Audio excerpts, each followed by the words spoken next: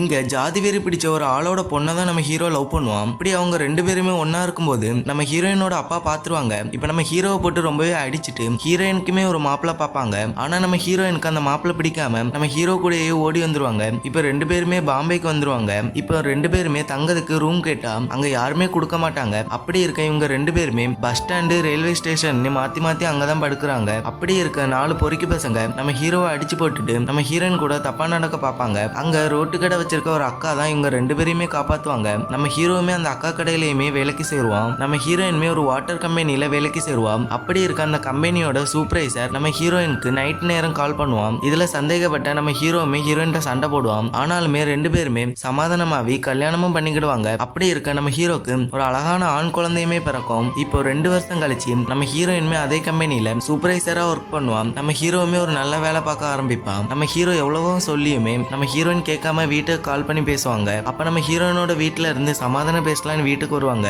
அப்ப நம்ம ஹீரோவோட குழந்தை பக்கத்து வீட்டுல விளையாடிட்டு வரும்போது நம்ம ஹீரோவும் ஹீரோயினையுமே நம்ம ஹீரோயினோட ஃபேமிலி டோட்டலா கொலை பண்ணி வச்சிருப்பாங்க. இப்ப நம்ம ஹீரோவோட குழந்தை அப்பாவும் அம்மாவும் இல்லாம அனாதையா இருக்குது. நம்ம ஹீரோயினோட ஃபேமிலி பண்ணது தப்புன்னு சொல்ற எல்லாருமே கமெண்ட் பண்ணுங்க.